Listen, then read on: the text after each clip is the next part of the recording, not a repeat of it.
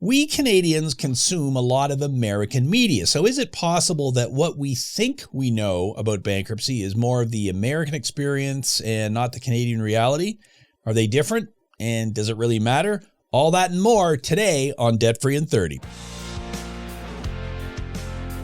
This is Debt Free in 30. Here's your host, Doug Hoyes. Ted, welcome back. Today, I want to discuss how bankruptcy works in Canada versus the USA. The United States of America. Got it. And I realize most people watching don't care about how bankruptcy works in the USA, but I want to make the point that bankruptcy law in Canada is actually more supportive and rehabilitative than it is in the USA. Now, you will recall back to 2007, 8, 9, that era. Right. They had significant bankruptcy reform in the United States. They certainly did. And who was driving that, do you think? Who was forcing that? Well, presumably the legal community and the creditor community. Yes, and I suspect primarily the creditor community because the laws became somewhat more harsh down there. It's a much higher bar to get relief from your debts in the U.S. There's no disputing that. And we're going to talk about how that works. We did have bankruptcy reform in 2008, 2009 in Canada as well, and we'll address that briefly as well. So, Certainly. Has this ever happened to you? And a lot of people find us on the internet. That's true. They do searches, and so they call you up and say, hey, I would like to file Chapter 7. Right. And your comment to them is, yeah, it's not actually a thing here. Are you calling me from Canada? That's usually my first question. And the reason they're asking, of course, is they've done a search and they found this Chapter 7 thing. That's right. Which is not a thing in Canada. What is, if you're an American, what is Chapter 7? Yeah. So Chapter 7 under American bankruptcy law is the equivalent of a personal bankruptcy in Canada. It's a very basic procedure for individuals to obtain relief from their debts. And it's it is court-driven. The entire bankruptcy process in the U.S. is court-driven. So unlike here in Canada, where you're dealing with a licensed insolvency trustee and the courts are almost never involved, in the U.S., the first thing you do is you go to a bankruptcy lawyer to arrange for a hearing before a judge who will then appoint a trustee depending on the results of the hearing. And there are a couple of preliminary steps, and we're not going to go into the minutiae. I'm not going to tell you how to file bankruptcy in the U.S. because we're not the experts in it. Right. But you have to do credit counseling prior to the bankruptcy. That's right. So that they can determine whether or not you can even file bankruptcy or not. And there's also a means test. That's right. So they take a look at your situation and say, look, is there any way that you can repay part of your debts? And if you can, you've got to do a Chapter 13 filing first. And that is a significant difference between Canada and the U.S. So Chapter 13 is what they used to call a wage earners plan. I guess they still do. Right. And it's exactly what you described. It's payments over time. So in the U.S., it's all driven by lawyers. Right. So I don't like it right off the bat. And lawyers have to be paid. Keep that in mind, folks. So we're not dealing with your debts yet. We're dealing with the people that are going to help you solve the problem. So you're looking at a couple of grand sort of to get the process going, because it's not just the lawyers. You got to pay the court fee and the this fee and the that fee and the counseling fee and so on and so forth. So, okay, let's contrast that with the country we are more familiar with, the one we are sitting in right now, Canada. Venezuela. No, I'm sorry. So Canada. So you already made the point that it's licensed insolvency trustees, not lawyers. That's right. Why does that matter? Well, so the Canadian system is based on the assumption that it's an honest but unfortunate debtor. Something has gone wrong in your life and you need relief from your debts. And that it's not practical to make you pay all sorts of legal fees up front before you can get that relief. The vast majority of licensed insolvency trustees are actually accountants by trade. I mean, you and I are both CPAs. That's true. We are. We have the initials after our name. Just means we're boring. Yeah. Well, it also means we have more of a numbers bent to us. That's right. We're not looking at this from a perspective of what are the precedents under the law. We're looking at the practical solution of what do you need to get relief from your debts. Well, in every single client you and I meet with, we're looking at numbers. So, okay, right. What's your paycheck? Mm-hmm. What does it cost you to live? Yep. Because that gives us a very good indication of what options are available. How much can you afford to put towards your debts? If realistically, so in the U.S. model, if your income is at a certain level, you have to offer some kind of multi-year payment plan. You don't have a choice. You have to. If your budget doesn't support that kind of plan, we don't waste the time doing it in Canada. You'd go straight to a bankruptcy. Now, the truth is most people actually file these multi-year payment plans first. It's called a consumer proposal, but you're not forced into it. Yeah, and if someone is meeting with us and we go, oh, you've got room in your budget, then great. You can pay the debts off yourself. You're not dealing with us. Or maybe it's a case of you can refinance your mortgage because you got equity in your house. Yep. The numbers are very important. What you own, what you owe, what your budget looks like, and that helps us determine what the correct option is. Well, and we're required to look at all of those things. So you don't come in to us with the assumption that you're going to file bankruptcy. It's going to be, let's look at all of these various solutions and find the one that's right for you and your family. So there is no upfront means test in Canada. We don't say, oh, because your income is this, you have to do a Chapter 7 or you have to do a Chapter 13. But obviously that's a very important element. The numbers are a very important element. Right. Now, we've talked about this on the show before, but let's be very specific about how it works in Canada because one of the main driving factors is something called surplus income. Have you ever heard of that, Ted? You know what I think I'm familiar with that term. So here is an example. And you're going to do the math on the top of your head. But so we're going to make these people listen to me crunching numbers, are we? Okay. But I've cheated and come up with numbers that are really easy. So person comes in to see you, and I'm not going to tell you what their gender is, their race, religion, because it doesn't matter. Right. In bankruptcy, it's driven by the numbers. So this person has let's say they're a single person. They have a paycheck of $1,424 twice a month. They get paid on the 1st and the 15th. I'll do the math for you. That's $2,848 a month. It's not a bad job. Yeah, but it's okay. Depends where you live, I guess, what your expenses are. So what is surplus income and how much would this single person have to pay? So in Canada, there's an income test in bankruptcy. It's called the surplus income. The government has set standards or thresholds that they think provide a reasonable quality of life for individuals. So, for example, a single person, someone living by themselves, the government says you need $2,248 of after-tax income to have a reasonable quality of life. So, coincidentally, your example you've given, the individual has an income of $2,848. How did that happen? That was lucky there. So, the way surplus income works mechanically is we take your income, we subtract, the government's threshold, and if there's an excess, that's the surplus income. The surplus income payment requirement is half of the excess. So the example you gave, the income was $2,848. The threshold for a single person is $2,248. You're $600 over. The first kick at that, then the surplus income requirement would be $300 a month. Now, there's some refinements to that, but we'll lose people in the woods here. Yeah, and the refinements are there are certain expenses you can deduct from that. But for the purposes of this, let's assume the person has no unusual expenses, so they're paying $300 a month. How long are they paying it for? So if this is the first time they've been bankrupt, 21 months. So 21 the bankruptcy is going to cost you $6,300.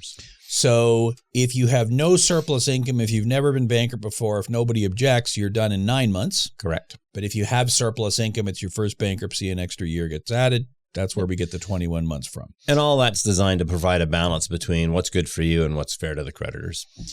Yeah, and that's, I guess, a difference between here and in the United States. In the United States, this particular person maybe would be forced to file a Chapter 13 wage earner plan. Correct. They may not even be allowed the option of a bankruptcy. They'd at least have to try the Chapter 13 and then convince a judge if it failed that Chapter 7 was correct. And it could fail if you have expenses that are perhaps a little higher than the normal person has. Right. You know, maybe I've got a medical condition, I'm on a special diet, so my food costs more.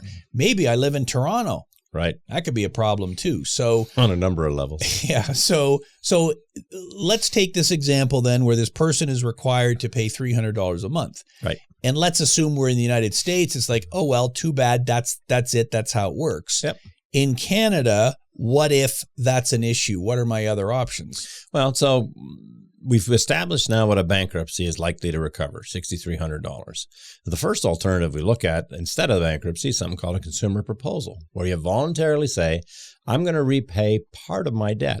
The catch here is you need to offer your creditors more than they'd get in the bankruptcy, or why would they agree to it? Because the proposal is an offer that you're making. The big advantage is you can stretch the payments out over a longer period of time. So it might be that you have to offer to pay them $6,300, but you do it over 5 years. So your payment is, what is that, $126 a month? That's pretty good. Or it may be that, okay, since I'm going to be paying over 5 years, the creditors are going to want a little bit more than that $6,300 that they would have gotten 21 months. And different creditors have different rules. They want a certain number of cents on the dollar. So maybe you end up with a proposal where you're paying $150 over 5 years, something like that. That's right. So it's an option for you. Now, going back to the U.S. model, the credit counseling has to be done before the process starts. And I don't know if credit counseling is even the right word. It's more of a pre-screening. That's right. So for a fee.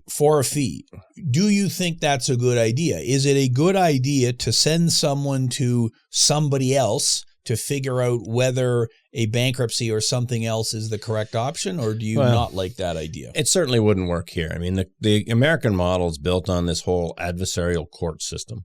And so the first thing you do is you see this credit counselor to determine whether or not you're even eligible for some sort of filing.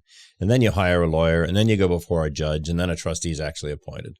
The Canadian model, you start by talking to the licensed insolvency trustee that reviews all of these options. There aren't any of these fees that we're talking about, so you go straight to the solution that makes the most sense. Now, when you say there aren't any fees, so prior to filing the proposal or the bankruptcy, what do you have to pay the trustee in Canada? You shouldn't have to pay the trustee anything. Okay, and I agree with you because that's the law in Canada here. And so all these people who are advertising on Facebook...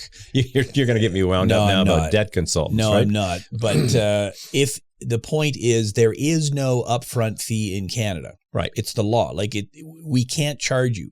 You and I have people we have talked to for 6 months, 12 months, a year and a half, all through the pandemic, waiting for the right time, waiting for everything to be ready. We can't charge anything for that. Correct. And that's fine because we'll get paid when you file. So it's not a big deal. So if you're making any kind of upfront payments at all, then you're not dealing with a licensed insolvency trustee. Yeah, I'm going to be even less subtle than that. If after your first conversation with somebody, you're looking for debt help, they say, I need you to pay me some money.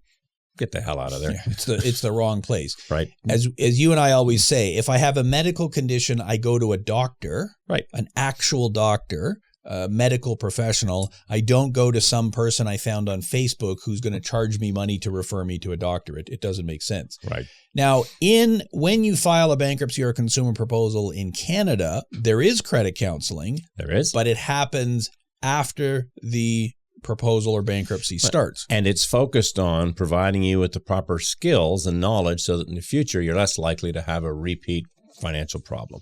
And so as opposed to pre-screening you to see if you qualify for help, the credit counseling program involved in a bankruptcy or consumer proposal is designed to give you skills to improve your life going forward. Right. It's all about the future, and the fancy word is rehabilitative. Right. So at those sessions, we talk about things like, well, let's make sure you've got a good budget that you've sorted out. What are your financial goals? How are you going to get there? Let's talk about saving, investing, whatever's important. Right. Credit rebuilding is a huge part of that. And I'm going to insert the commercial here now for our credit rebuilding course. Courses.hoyes.com is where you can go, and it's totally free. It's over a half hour long with a bunch of different lessons, and I go through some very specific practical ways to rebuild credit. That's a sample of the kind of things that we talk about in these credit counseling courses, but they're all very directly focused on what you need. Right. Now, we talked about that in the United States, the process is a court process, so they're obviously going to be complicated because it's court stuff, documents, forms, you fill them out wrong, your case gets dismissed. How does all that forms thing work in Canada? Obviously, there's still forms. Who's filling them out? What happens if they're done wrong? How does that all work? So all of that preparatory work that you would be paying a lawyer for in the U.S. is done by the licensed insolvency trustee's office. So when you come to see someone like you or I, there's a basic questionnaire of information that we require, and then we'll prepare the documents for you to review and sign off on. And so there aren't fees to a lawyer to prepare these documents. There aren't going to be mistakes because we do hundreds of these things a month. Sorry, folks, but There are literally thousands of bankruptcies and consumer proposals in Canada every month. Well, and our firm has done, I don't know, 40, 50, 60,000 of these. It's a big number. I haven't counted. So yeah, we've got a pretty good idea of how the forms need to be filled out. Right. That's our concern. We get the information from you. And in every case, before you sign anything, we are giving you all of the forms to look at, right, generally a couple of days in advance. So you know exactly what you're signing. There's no surprises. There's another big difference between Canada and the U.S. Well, there's lots of them, but let's just stick with the bankruptcy world here. Student loans. Right. So my understanding from looking at the interweb is that student loans are not dischargeable in an American bankruptcy. That's right. What's the deal in Canada? So in Canada, a student loan is dischargeable if you've been out of school, so you haven't been registered as a student for at least 7 years. So it's still not the same as with a credit card where it's dischargeable immediately, but at least in Canada, there is light at the end of the tunnel. Once you've been out of school for a period of time, they are dischargeable. That's right. And those of you who are familiar with our Hoyes and Michalos Joe Debtor bankruptcy study will know that 20% of the people who file a bankruptcy or consumer proposal have student loans owing at the time they file. Mm-hmm. About 60% of them are female. On average, people with student loans are 35 years old, and they've been out of school for 12 or more years, which makes sense, right, because if the student loan's only a year old, then it's not going away in the bankruptcy. The average student debt amongst filers is over $15,000, plus they've also got another $42,000 of other debts, so it's understandable why they're filing. So it's pretty clear not discharging a student loan is pretty punitive. It is. And I believe you and I went to Ottawa a few years ago and argued that 7 years was too long. It should be a more reasonable period. Yeah, and you can watch the video, huh? It's still on YouTube somewhere. Another difference, and the government hasn't listened to us, so, hey, we'll keep trying. Income tax debt. Right. So in the United States, income tax debt, and again, we're giving simplified versions of this, so talk to your U.S. bankruptcy attorney. Don't listen to us. Income tax debt is only dischargeable after 3 years and only if you are up to date with your current filings. Right. What's the rule in Canada? So in Canada, the date you file a bankruptcy, or in fact a consumer proposal, is the deemed year end. You do a tax return from January 1st right up to that date, and any income tax you owe as of that date, going backwards, is a debt that's included in the proposal or the bankruptcy. So if I owed taxes from last year and I go bankrupt, those taxes will be included in the bankruptcy. That's right. And there is a special rule that if you have really high tax debt and it's most of your debt, then you got to go to bankruptcy court and get the judge to sign off. That's right. But even then, it is still dischargeable. Yeah, it's a common myth that government debts are not dischargeable in bankruptcy in Canada, and it's just incorrect. They are treated just like a credit card, line of credit, payday loan. Yep, they are a debt. And in fact, about a third of our clients owe income taxes at the time they file. The average amount they owe is around $16,000. Mm-hmm. So again, it would be very punitive to say, oh, sorry, you don't get out of that debt. Well, and it wouldn't solve the problem. If you get out of a consumer proposal or a bankruptcy and you're still carrying a significant portion of the debts, how have we made things better for you? Yeah, where's the relief? The whole point is it's supposed to be a fresh start. Right. And you made the comment earlier that it's a balancing act. You've got the interests of the creditors because, okay, they did loan you the money. Well, CRA didn't, but everybody else loaned you the money. And if nobody ever pays it back, well, then the whole credit system collapses. But on the other hand, stuff happens. Right.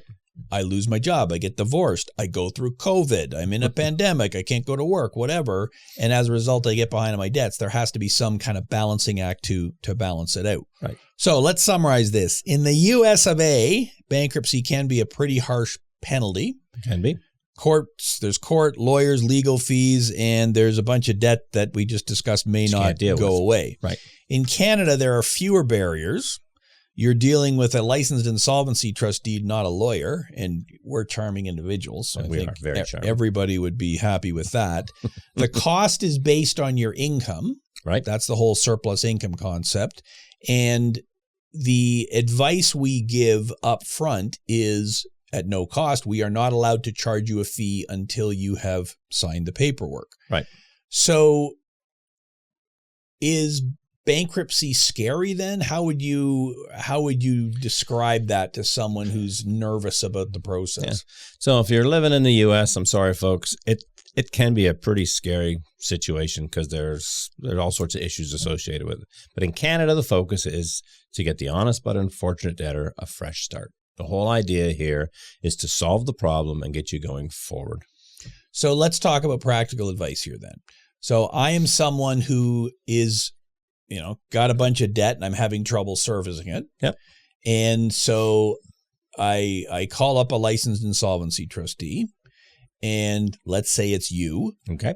What are the kind of questions? What should I be thinking about? And I'm thinking in particular about this whole money thing. Right. Because what's this going to cost me is the most important question, I think. Mm-hmm. At least that's the first question. So how do you walk someone through what the cost is going to be, practically speaking? So we're going to start with some basic background information. Because you called about your debts, we're going to ask about those first because that's the thing that's bothering you. But what you just said is right. What is this going to cost? So we need to know about the things you own and the income that you've got coming into the household. One of the first things we're going to do then is determine, okay, based on your family size and household income, this is likely going to be your monthly payment. We need to determine that as a base figure because once we figure out the effects of a bankruptcy, we can then say, well, okay, but a consumer proposal would be this, or based on your budget and your situation, perhaps one of these other solutions is more appropriate. Well, and I was speaking to a lady yesterday who is trying to decide. She can't pay the debt she's got. Right. And the particular creditor is reasonably aggressive. They've already said, we're taking you to court because you're too far behind. So she knows her wages are going to be garnished if she doesn't do anything. She has to do something. Right. She doesn't have the financial wherewithal to make a deal with them. So she's trying to decide, do I file a consumer proposal or do I file a bankruptcy? She would prefer to file a consumer proposal, right? But if a bankruptcy is going to cost her, let's say, $200 a month for 9 months, which tends to be the minimum if you don't have any surplus income, and this particular creditor is going to want $300 a month for 5 years, then the bankruptcy probably is the better option.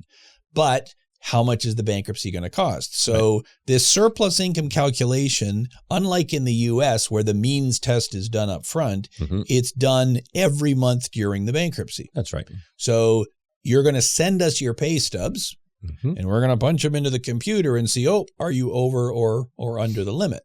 And we do that for the first 7 months and then we average it. So you might have had 1 month where you got a bit of overtime. Okay, that's probably not going to be a big deal. But if at the end of 7 months you're over the limit, guess what? You're now a 21-month bankruptcy. Well, if I get $1,000 every 2 weeks, that's $2,000 a month. I'm probably not going to be over the limit. Right. But what else can happen? Overtime. Yep.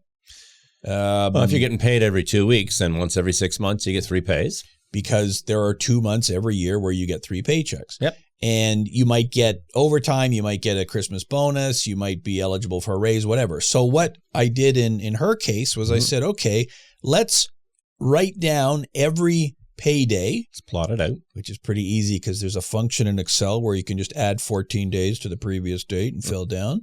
So it took me like 4 seconds. And then I asked her to project what the exact amount of her pay stub would be.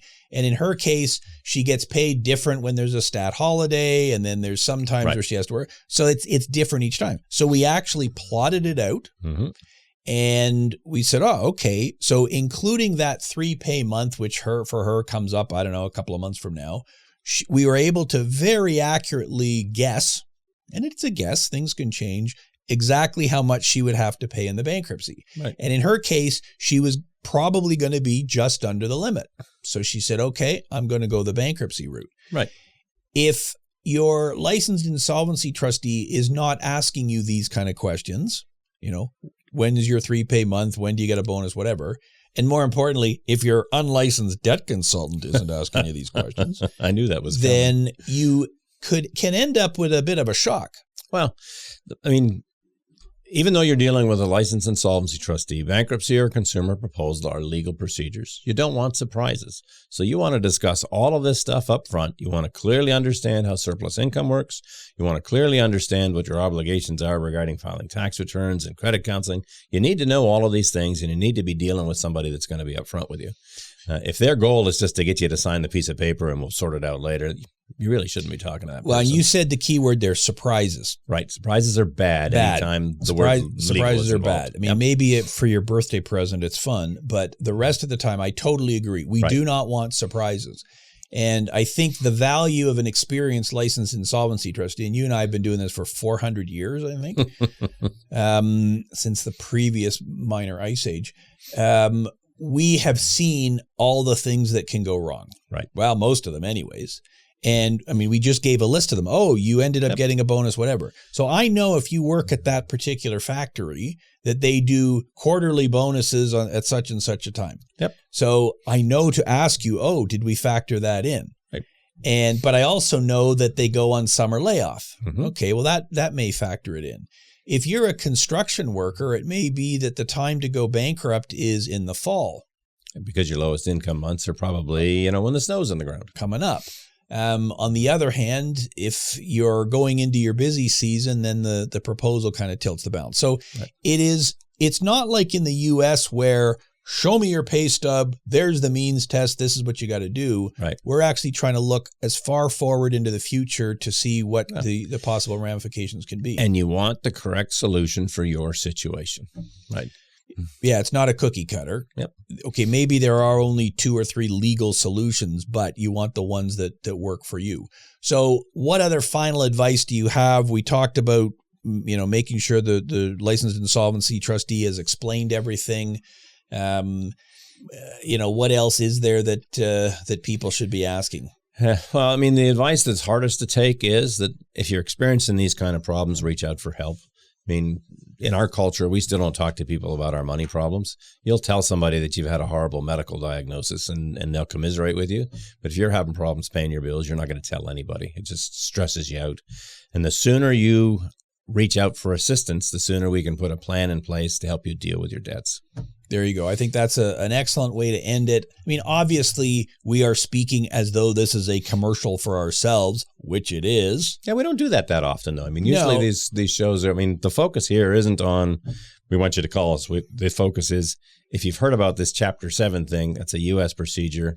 It is not as scary in Canada. It's a different focus. It's a different perspective. Right. And hopefully we've given you some practical questions to be asking. There are lots of perfectly good licensed insolvency trustees out there. Right. There are lots of perfectly uncredible other unlicensed people. If these are the questions you're asking, how much do I have to pay up front? How much do I have to pay before I sign? How did you calculate the payments? Right. If they can't give you a very detailed answer to that, then you're not getting the information you deserve. Right. But I agree. I think the key point we were trying to make here is that in Canada, the bankruptcy process is designed to give you a fresh start. Right. It's help you get back on your feet. It's not like the USA where, I don't know, you kind of feel down and discouraged, I think. Well, the bias is in the U.S., they assume you screwed up. Yeah. Whereas in Canada, we assume stuff happens. Something went wrong. Something went wrong. And that's a difference. Yeah, it's a different perspective on it. And let's face it, with the events of 2020 and 2021, I think we're all quite clear of the types of things that can go wrong. So that's, I think, the way you got to approach it. Yes, there are obligations and duties and things you got to do in a bankruptcy and payments and whatnot, but it is designed to give you a fresh start. And if you have that mentality, then I think you're good. Ted, thank you very much for being here. That is our show for today. I will repeat the commercial again. Courses.hoyes.com is where you can find our credit rebuilding course that was recently released. It's totally free. You punch in your name and email and boom, you've got it. So if you know of anyone or you yourself are trying to rebuild your credit, perhaps after a bankruptcy or consumer proposal, a lot of great information there. Otherwise, if you are listening to this on audio, please subscribe. We're on all the audio platforms. And if you're watching this on YouTube so you can see Ted and my smiling face, then please hit the like and subscribe and notification and whatever other buttons are there so that you get the podcast, which is released every Saturday morning. And so until next Saturday morning, thanks for listening. I'm Doug Hoyes for Ted Michalos. That was Debt Free in 30.